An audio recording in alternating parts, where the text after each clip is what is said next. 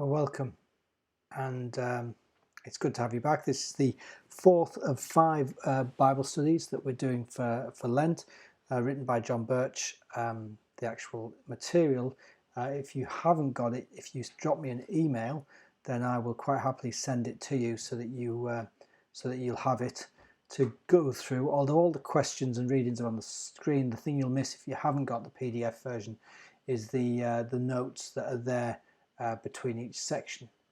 So like I say, we're going to look at section 4, which has the overriding title of arrest and trial. It's on this that we're looking at Jesus' arrest, obviously, and his trial at the hands of the Sanhedrin. So as always, we're going to begin with a word of prayer. So if you would like to bow your heads and pray. Dear Heavenly Father, speak to us anew through familiar words of Scripture and enable us to understand more fully the Easter story and what it means, both to our faith and our lives. Amen. Okay, so today's readings, firstly, I'm sorry if you're used to this being on a Monday. It's now a Tuesday. I got caught up with recording Holy Week monologues, so that's why it didn't get out on the Monday. But thanks to Chris and Ruth for reminding me to send the material out. So you should have had the material, and like I say, if you haven't, then drop me an email. So we're looking at the book of Mark and Mark's account of the arrest of Jesus and his trial. If you have seen this before, if we talked about Mark before, you'll know that the background and context is that Mark was the first of the Gospels to be written around AD 70, just after the destruction of the temple. It's very fast-paced and quick-actioned, and so we don't get a lot of description and a lot of narrative. This crucifixion bit is, or this kind of arrest and trial, is quite a detailed section, though. So there's a bit more Bible reading to do with that. So we're going to begin by reading Mark chapter 14, 43 to 51. And this follows Jesus' prayers in Gethsemane and the disciples not being able to stay awake, which is an interesting thing we'll talk about maybe later. But the disciples can't stay awake, so they come to arrest Jesus. So this is what we get. Immediately, while he was speaking, Judas, one of the 12, arrived, and with him there was a crowd with swords and clubs from the chief priests, the scribes, and the elders. Now the betrayer had given them a sign, saying, "The one I will kiss is the man. Arrest him and lead him away under guard." So when he came, he went up to him at once and said, "Rabbi," and kissed him. Then they laid hands on him and arrested him. But one of those who stood near drew his sword and struck the slave of the high priest, cutting off his ear. Then Jesus said to them, "Have you come out with swords and clubs to arrest me, as though I were a bandit? Day after day I was with you in the temple, teaching, and you did not arrest me. But let the scriptures be fulfilled." All of them deserted and fled. A certain young man was following him, wearing nothing but a linen cloth. They caught hold of him.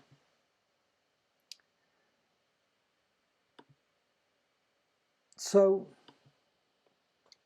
there's a lot of drama and intrigue in this scene. We kind of sometimes wonder how this gets into the text, the various bits. In other accounts, it says Peter drew the sword, Peter cut off the ears. Here, there's no mention of the name of the person. There's almost a sense of that wanting to be hidden. There's also the thought within the text, not within this text, but actually in kind of history, that Mark is the young man wearing the linen cloth, which is a possibility given the kind of the age, 30 years or so after Jesus's death and resurrection.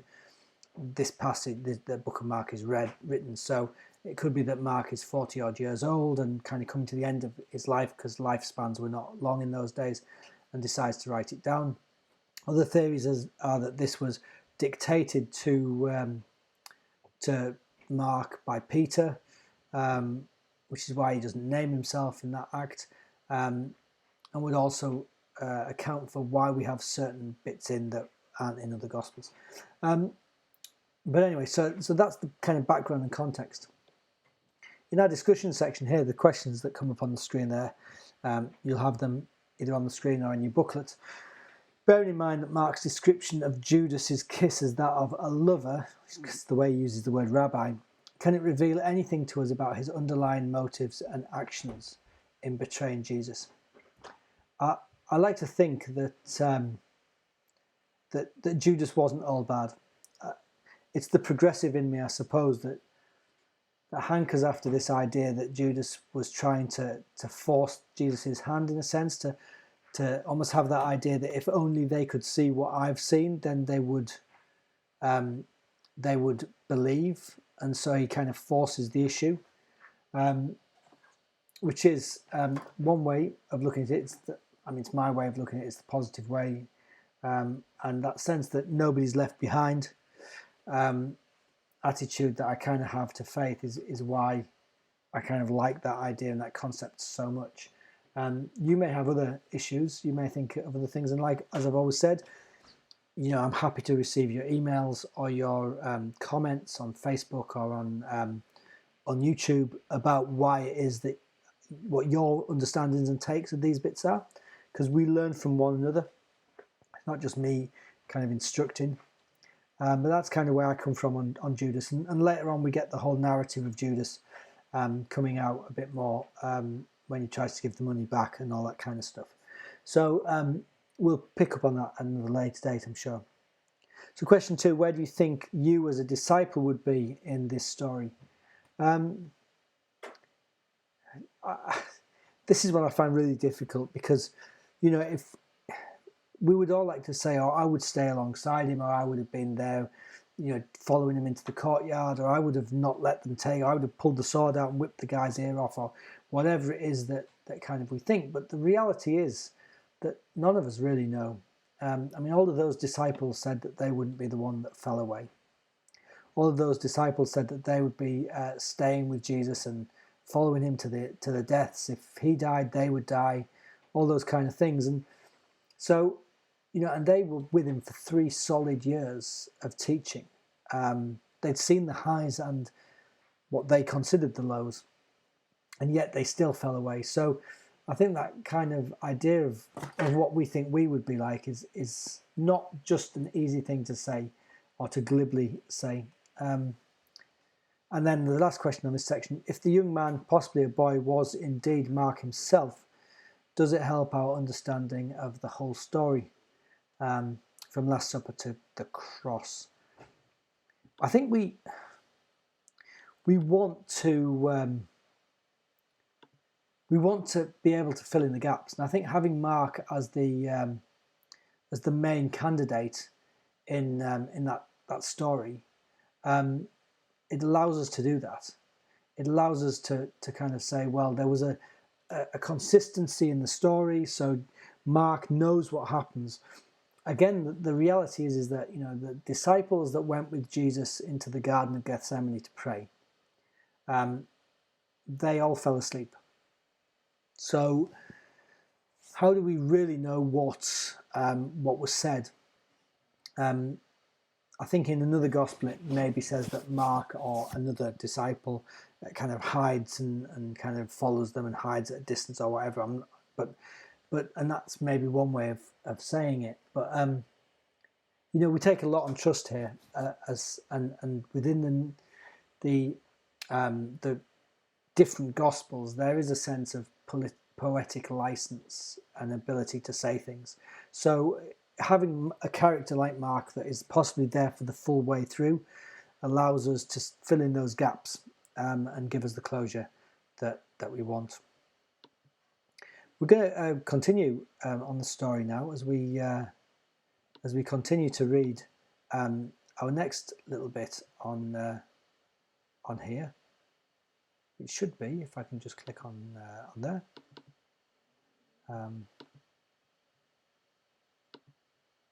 Take that in there, you should see. So we're reading from Mark chapter 14, continuing that chapter, but now it's the back end of it, 53 to 65.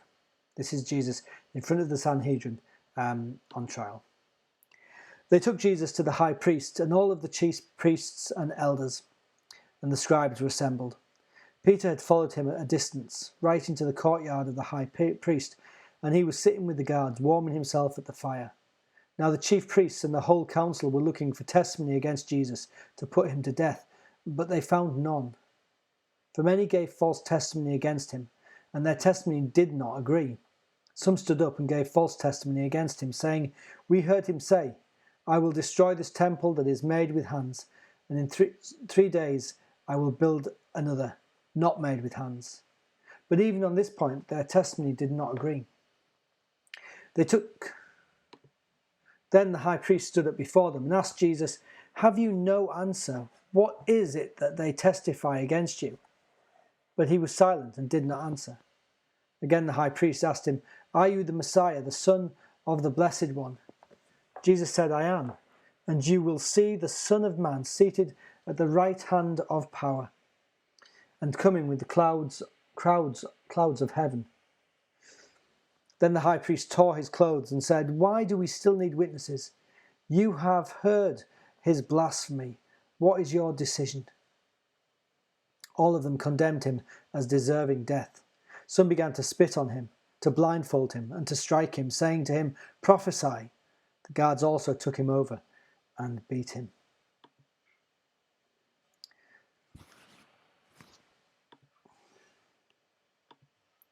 So, the thing we need to understand in all of this is that the Sanhedrin here act illegally. They break their own laws. It's not that they break the law of the land, but they break their own law because in their understanding, trials like this do not happen at night. There's almost that theme that's running through the whole of kind of the scriptures.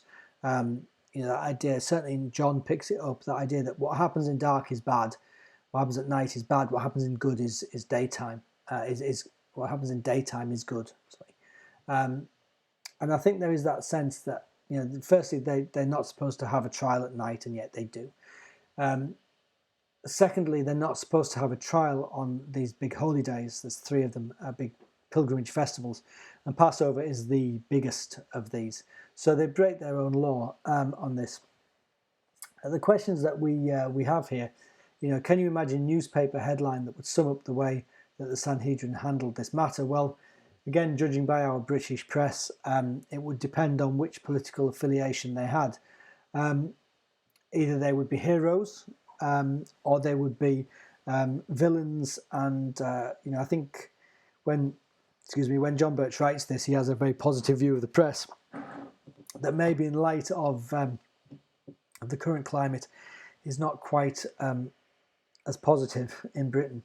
But that idea that the newspaper headlines would probably, in our papers, would probably support the Sanhedrin. So yes, they acted out of the law, but it was done to get rid of this heretic. If we're being favourable to the press, then there would be this idea of hypocrisy. They try the guy for breaking the law, and to do it, they break the law.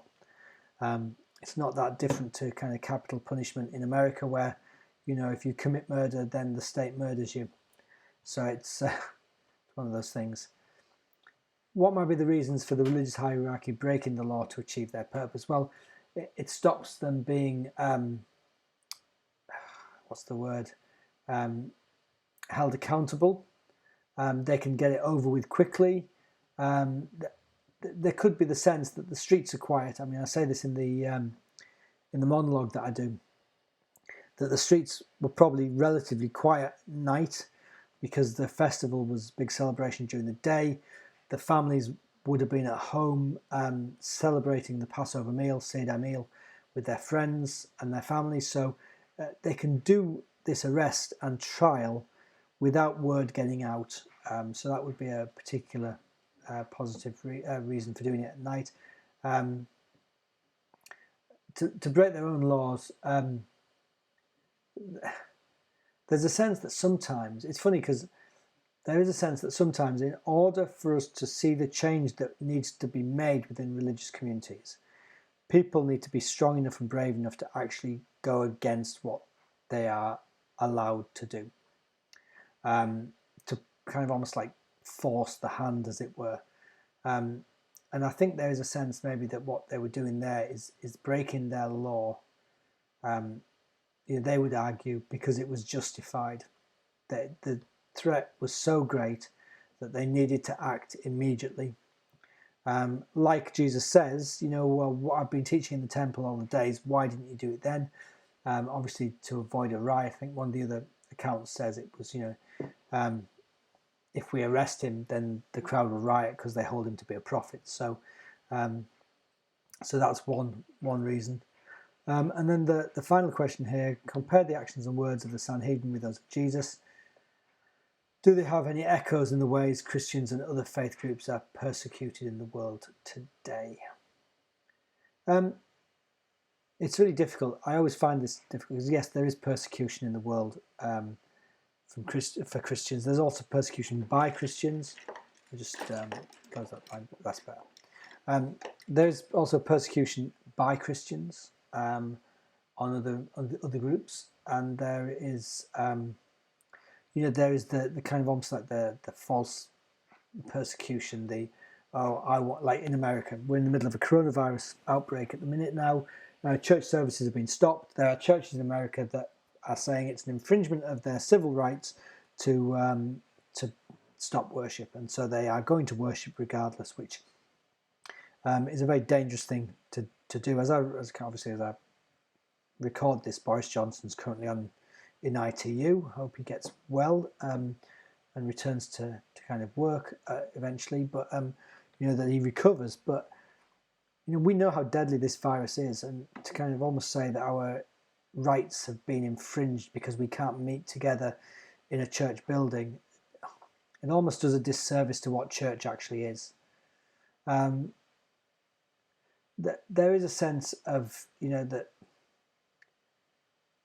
certainly in certain countries there is an element of shouting persecution very, very quickly and very easily. Effectively what they do here is they persecute Jesus's challenging of the status quo. Jesus gets persecuted because he challenges the status quo. It's not even the religious rights. There is the fear of Rome.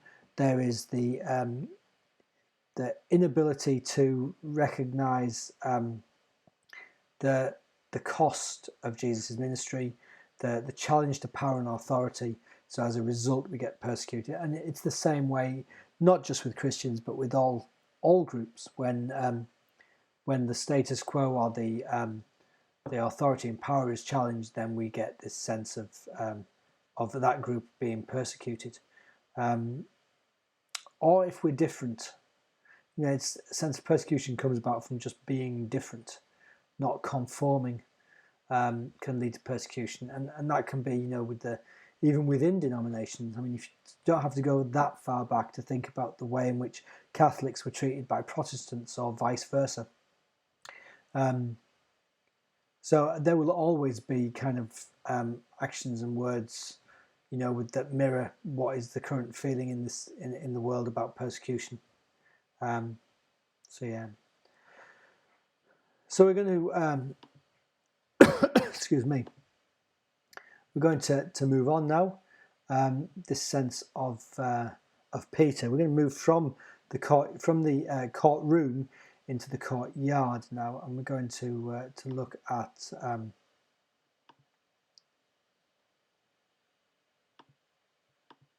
I'm going to take this camera off for me. Take me off. There we go. And we're going to read from Mark chapter 14, 66 to 72. While Peter was below in the courtyard, one of the servant girls of the high priest came by. When she saw Peter warming himself, she stared at him and said, "You also were with Jesus, the man from Nazareth." But he denied it, saying, "I do not know or understand what you're talking about." And he went out into the forecourt. Then the cock crowed, and the servant girl, on seeing him, began again to say to the bystanders, "This man is one of them." But again he denied it. Then after a little while the bystanders again said to Peter, Certainly you are one of them, for you are a Galilean." But he began to curse, and he swore an oath, "I do not know this man you are talking about." At that moment the cock crowed for the second time. Then Peter remembered that Jesus had said to him, "Before the cock crows twice, you will deny me 3 times." And he broke down and wept.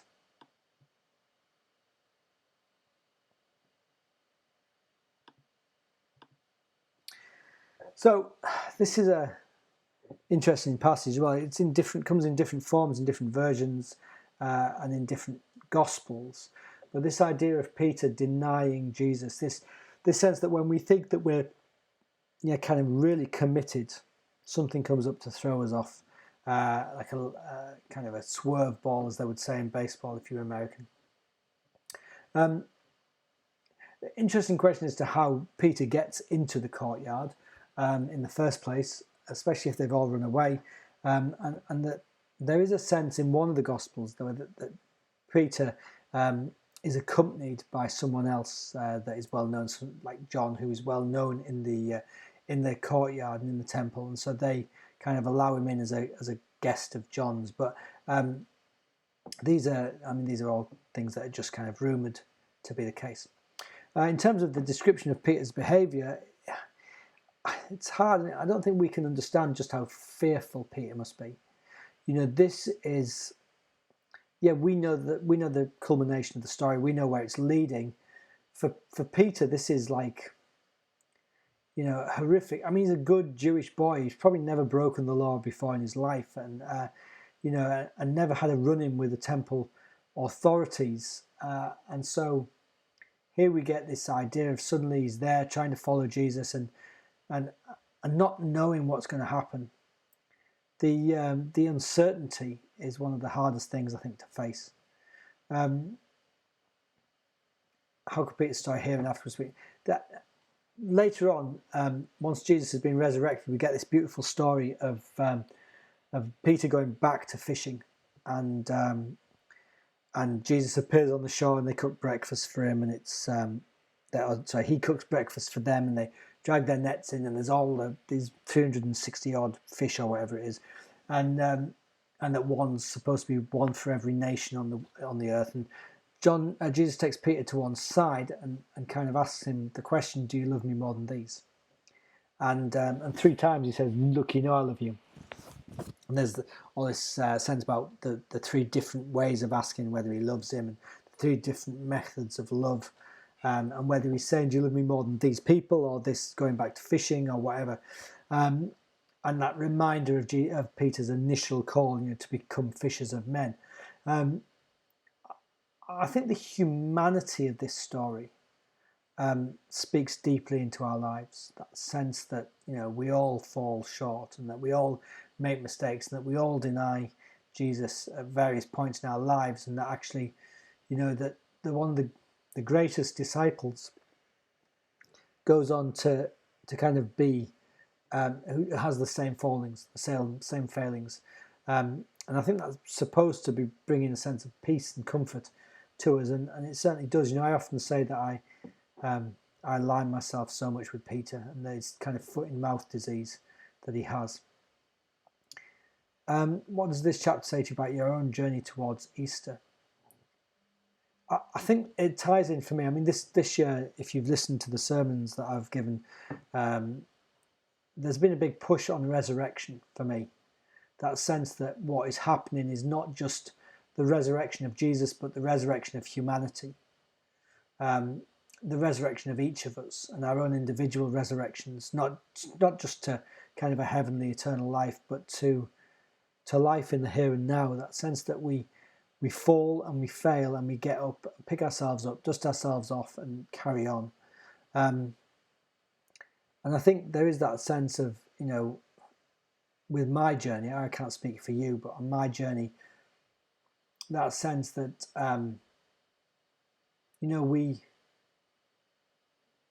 we're often called upon to speak in favour of what we believe. We might not directly get the question, what do you believe or why do you believe? But certainly at this time, they say church attendance. Obviously, church attendance is down because all the churches are shut, but the actual engagement, certainly within our YouTube and Facebook pages, has been quite marked, and it's been quite wonderful to see the way in which people have engaged with the various things that have been going on online. I mean, to the point of having phone calls from people from other churches around the country saying, "Oh, it was really I watched this one, then that one, then this one," and seeing how we're touching the lives of people, and the way in which we're bringing people together from kind of on the other side of the world who have family here, and that by knowing that they can share in worship on the platform online brings a great deal of comfort. So this sense of starting something new, and looking at resurrection is really powerfully speaking to me at the minute. And I think that's, what Peter does in this chapter, where he falls away, and then later on where he gets that sense of resurrection. And is kind of, that's what I'm kind of picking up towards this journey to Easter at the minute. All right, last question. Mark's gospel may be based upon Peter's words and life. How can the story of our own lives inform and help others? The Methodist Church at the minute has a whole year of story. There's some little booklets that we can write our stories in. And all too often when we do testimonies, we have this idea that it's got to be something that's magnificent, marvelous, and wonderful. And we were saved from drug addiction, or we had a Damascus Road moment, 40 years ago. But that's not kind of relevant, really. What our testimony should be is not what happened to us 40 years ago, or when we first became a Christian. It's that sense of looking at what God's doing in our lives here and now, in the very everyday. One of the things that the Wesleys used to do in their Holy Club at Oxford was they had a list of questions that they would work through, and one of them was, where have you seen God working in your life today? Or I paraphrase, but or this week. And that sense of us being aware that God is present in all elements of our lives. I've just come back from doing 2 funerals back to back, and knowing the comfort that actually people get, and feeling God's presence within that crematorium for both sets of families, and the peace that they received from knowing that their loved one was passed into the hands of God. That sense of God's prompting and guiding and leading in the here and now is so important. Our stories, are what we have, and they're more influential than you think. Like I say, 2 funerals, both of which had eulogies, and it's amazing to see the passion with which people have lived their lives. What we would consider often to be mundane, but actually can be hugely transformational in the lives of other people. So, our stories are really important. Even if it's just saying that today, I was having a really bad moment, I felt really down, and then I heard a bird singing, or the sun shone in a particular manner, or I went for a walk and passed a house with a rainbow in the window, and it really spoke to me about God's love and grace. Those things are really, really important, and we have more power than kind of we think we do. So yeah, that's that's really, I think that's the end of those questions. I don't think there's anything else to say. So I'm just going to put my full capture window on, so you get me. So yeah, so I hope that's supposedly week 4 of a 5-week. What I'll try and do is tomorrow I'll try and upload or record day 5, week 5, so that we've got all 5 collected. Obviously tomorrow's Wednesday, and then we go into Monday, Thursday. I appreciate there's a lot going on, so it might be that you don't get to the end of this course in the same way. But I hope that it has been of benefit to you, and I hope that these times have been worthwhile, especially given that it would be nice for us to meet together, which sadly is not obviously possible. And normally we would do all this face to face. So thank you for putting up with just the PDF material and with my waffling on camera. And I hope to see you tomorrow. Stay well, stay safe, and God bless.